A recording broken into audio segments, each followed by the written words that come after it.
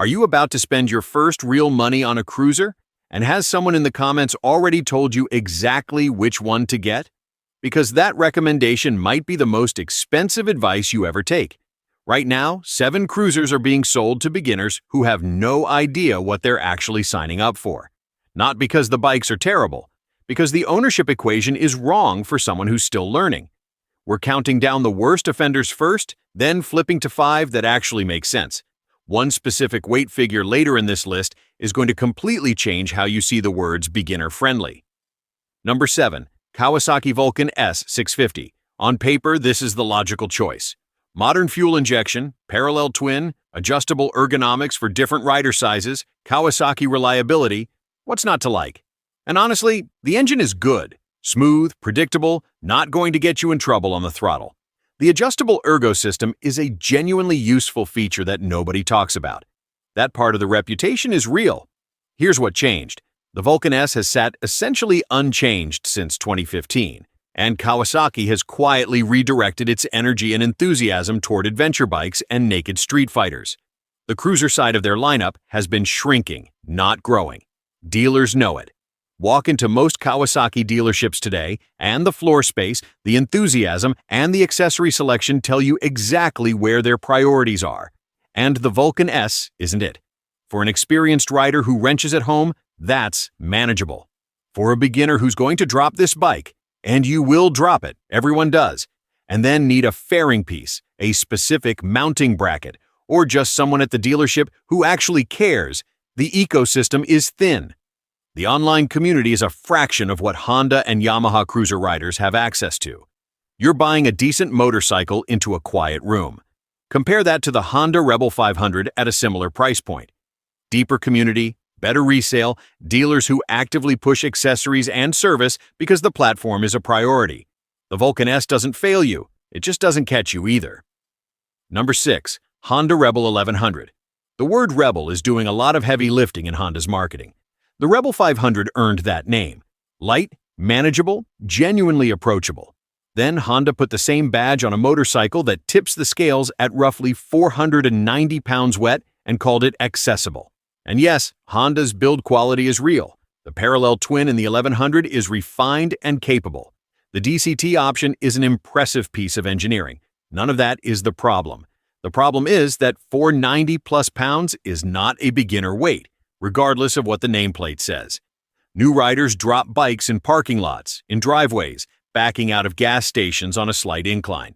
On a 400-pound bike, that's embarrassing and maybe a few $100s in scuffs.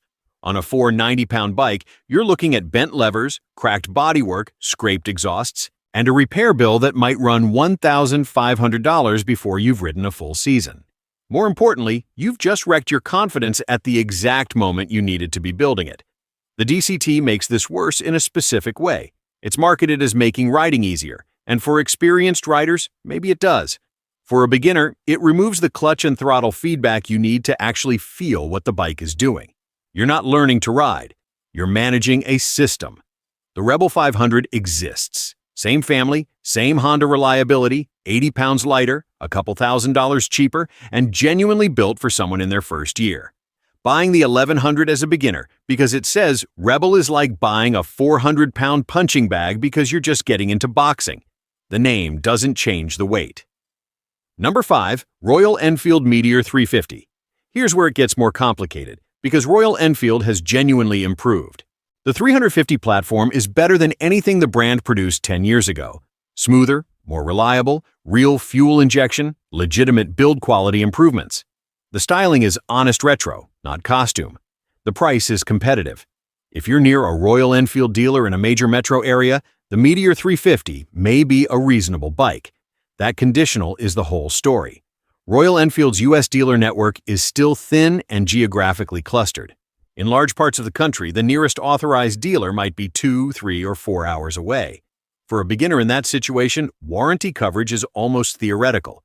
If something goes wrong in the first few months, and on any brand, things sometimes go wrong, you're either making that drive yourself or paying someone else to figure out a platform they haven't worked on much. Parts availability through independent shops is improving but inconsistent. Royal Enfield is growing in the U.S. market, and that growth is real. It just hasn't grown fast enough yet to serve a beginner who needs a genuine safety net. Buy this bike in Austin, Denver, or Chicago, and the math works differently than if you're 2 counties from nowhere. The bike hasn't changed. Your zip code determines whether it's a good idea. Number 4. Harley-Davidson Nightster. I want to be careful here because the Nightster is a legitimately good motorcycle. The Revolution Max 975 engine is modern, liquid-cooled, and a genuine step forward for Harley. This isn't about quality. It's about what happens to your money. The Nightster's MSRP positions it as a premium entry-level Harley, which means you're writing a check north of $11,000, probably closer to $12,000 or more with destination and fees, before you've ever dropped a bike. And you will drop it. And when you do, you're damaging a $12,000 motorcycle with a beginner skill set. Service costs at Harley dealerships run higher than the Japanese competition. The recommended service intervals mean you're paying those rates more often than you might expect in year 1. Then there's depreciation. The Revolution Max platform is newer, and newer Harley models, especially the ones that aren't the classic air-cooled icons, don't hold value the way the traditional Sportster and Touring lineup does. A beginner who buys a Nightster, rides it a season or two, and sells it is absorbing a significant financial hit. That's money that could have bought a better second bike and proper gear. Harley's dealer network is one of the best in the country. That part is genuinely a strength. The problem is the dealers are very good at selling you accessories and upgrades for a bike you're going to sell at a loss in 18 months. If you want to own a Harley, the path is later in this list. You don't start here. Number 3. Honda Shadow. This one is going to upset people, and I understand why. The Shadow taught a generation how to ride. For years, it was the answer to every beginner cruiser question, and for years, it was the right answer. That was a different market. Verify the current Shadow lineup for 2026, and what you find is a motorcycle that has gone a long time without meaningful investment from Honda. The platform is stable, but dated. In some variants, you're getting technology that was modern when the previous generation was already learning on it. No meaningful rider aids on base configurations, resale that reflects the bike's age even when you buy it new, and a used market so saturated with shadows that trade-in values will make your stomach drop. Honda has clearly put its cruiser development energy into the Rebel family. The Shadow continues because it sells on its own reputation. Riders hear Shadow from their uncle or an old forum post, and they buy it. Honda isn't going to stop them. You're paying new bike money for an old bike platform, and 2 years later you'll discover that everyone else who bought a Shadow for the same reason has already saturated the used market ahead of you. If you find one used at the right price, it may still be a solid tool for learning. Buying one new in 2026 is paying a premium for somebody else's nostalgia. Number 2. Indian Scout. The Scout is beautiful. I'll say that up front. The redesigned liquid-cooled version is a real improvement over what came before, and the engineering is genuinely competitive. If you bought the Scout and kept it for 20 years, you'd probably love it. The problem for a beginner isn't the motorcycle. It's what happens the moment you need help. Indian's U.S. dealer network is a fraction of Harley-Davidson's. In many states, there are 1 or 2 authorized Indian dealers, sometimes fewer. Imagine your first long ride on a new Scout, a few hundred miles from home, and you develop a minor electrical issue. The nearest Indian dealer might be 200 miles away. The Harley dealer 10 miles from where you stopped can tell you they're sorry, but they can't touch it. You're calling for a trailer. For an experienced rider who's already comfortable managing motorcycle ownership, that's an inconvenience. For a beginner who doesn't yet have a network of trusted mechanics, who depends on warranty support, who needs someone to answer questions and catch problems early, the dealer gap is a real risk. Not a theoretical one, a real one. The Scout's MSRP also puts it in a price bracket where beginner mistakes are expensive. This is a stunning motorcycle. It deserves an owner who won't be punished by the network gaps for choosing it first. Number 1. Buying new from an unproven budget import brand. You know this pitch. Brand you haven't heard of before. Modern styling. Specs that look competitive. Price point that's $2,000 to $3,000 under anything from Honda or Kawasaki. And somewhere in the YouTube comments, someone is calling it a hidden gem. Here's what that price actually buys you. A motorcycle with no established dealer network. A warranty that technically exists but requires you to navigate an unfamiliar claims process when something goes wrong. And something usually does on any brand in the first couple thousand miles. Parts that may ship from overseas on a timeline measured in weeks. and zero community of owners with shared knowledge about your specific problem. None of that matters much to an experienced rider who can wrench, diagnose, and wait. For a beginner, it's devastating. You're in your most vulnerable window, building skills, building trust with a machine, figuring out whether this is even the hobby for you. And your support structure is a customer service email and a 6-week shipping estimate. I've seen this end the hobby for new riders, not because the bike exploded, because it sat in a garage with a minor issue they couldn't resolve during the weeks when they should have been riding and building confidence. The resale on these bikes when they do sell is often catastrophic. The cheap starter bike that costs $3,800 new becomes a $1,500 Craigslist listing 18 months later. A used Honda Rebel or used Kawasaki at a similar price has a real dealer network, real parts, real resale, and a community of owners who have solved every problem you're about to have. That's what the price difference actually buys, a safety net when you're least equipped to manage without one. If you found this content useful and you want more honest ownership reality instead of spec sheet marketing, hitting subscribe takes 2 seconds and it's the only way you actually see the next one. Now, 5 cruisers that actually make sense for a beginner in 2026. Number 5. Royal Enfield Super Meteor 650. Earlier I told you the Meteor 350's problem was geography. The Super Meteor 650 changes some of that math. The 650 parallel twin platform has a stronger presence in Royal Enfield's developing US network, more third-party mechanical familiarity, and it sits at a price point where the value proposition is genuinely hard to argue with. The character is real. Royal Enfield builds motorcycles that feel like motorcycles, not appliances. The dealer network caveat still applies. If you're rural and isolated, this still requires research. But if you're in or near a city with an established Royal Enfield presence, the Super Meteor 650 gives you character, manageable power, and value that most Japanese cruisers at the same price can't match. The compromise is prestige and network depth. The reward is a bike that makes you want to ride it. Number 4. Honda Rebel 300. The most common mistake beginners make is trying to skip past the starter phase. The Rebel 300 is what happens when you don't make that mistake. It's light enough that a parking lot drop is embarrassing, not expensive.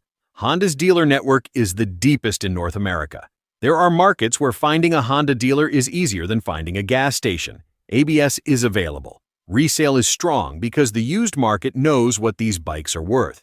The power is honest for someone who is still learning throttle control, lean angles, and how to read traffic. You will outgrow this bike, probably in 18 months, maybe 2 years. That's correct. That's the plan. When you sell it, you'll get fair money back. Your skill set will be genuinely developed, and your next bike will be a choice made from experience rather than YouTube comments. That's the trade-off. It's a good one. Number 3. Kawasaki Vulcan S 650, used. Earlier, this was on the worst list. The bike itself was never the problem. The new bike ownership ecosystem was. Buy one used at the right price and the equation changes. The mechanical goodness is real, the adjustable ergonomics work, and at used pricing the resale floor is already established so depreciation isn't punishing you. This works if you're a DIY rider or if you already have a relationship with a Kawasaki dealer. It works if you can live with a thinner online community. It doesn't work if you need a lot of handholding from a dealership. Know which one you are before you decide. Number 2. Used Harley-Davidson Sportster 883 or 1200. Earlier, I told you the Nightster's problem was price, depreciation, and buying a new premium motorcycle before you have the skills to protect it. The used Sportster solves every part of that. A properly bought used Sportster 883 or 1200, somewhere in the 2014 to 2020 range, gets you the best dealer network in the country, an air-cooled engine so well documented that nearly any independent shop can work on it, DIY-friendly design, and genuine Harley character at a price where a drop is painful but not catastrophic. You know what you're getting. The used market has established fair pricing. If you treat it well, you'll sell it close to what you paid. It runs hot in slow traffic. It vibrates. There are no riding modes or lean-sensitive traction control. These are features, not bugs. They teach you things about throttle management and body position that rider aids would have masked. The compromise is real. The ownership equation for a first bike is better than almost anything else on this list. Number 1. Honda Rebel 500. I know, You already suspected this was coming. That doesn't make it wrong, and the fact that you probably predicted it is actually the point. The Rebel 500 is the correct beginner cruiser recommendation in 2026, not because it's the most exciting motorcycle on this list, not because it wins any spec argument, and not because the badge is impressive at a stoplight. It's correct because every single ownership variable lines up for someone buying their first serious motorcycle. The weight is manageable without feeling like a toy. The parallel twin has real power that grows with you instead of overwhelming you. Honda's dealer network means you will never be more than a reasonable drive from someone who can help you. ABS is standard. Resale is strong. Riders who buy these bikes used know what they're worth, which means you get fair money when you're ready to move up. The first-year cost of ownership is predictable, which matters enormously when you're still figuring out gear, insurance, and all the other expenses that come with the first year. Is it the most characterful cruiser on this list? No. Is the styling going to turn heads at a rally? Not particularly. Some riders will find it a bit polished and corporate compared to the Royal Enfield or the used Harley. Those are real trade-offs. But here's the thing. Beginners don't need a motorcycle that forgives nothing and punishes every mistake. They need a motorcycle that lets them make mistakes, learn from them, and come back next weekend. The Rebel 500 does exactly that, backed by the most reliable ownership infrastructure available in the market. Buy the bike that keeps you in the hobby. Upgrade to the bike that excites you once you've earned it. The difference between the bikes on the worst list and the ones on the great list isn't engineering. It's whether the motorcycle and its ownership ecosystem are designed for who you are right now or for who you think you're going to be. Most beginners buy for the rider they imagine becoming. The smart ones buy for the rider they actually are today. Which brand on the worst list are you already defending in your head? Drop it in the comments. I want to know which one you think I got wrong.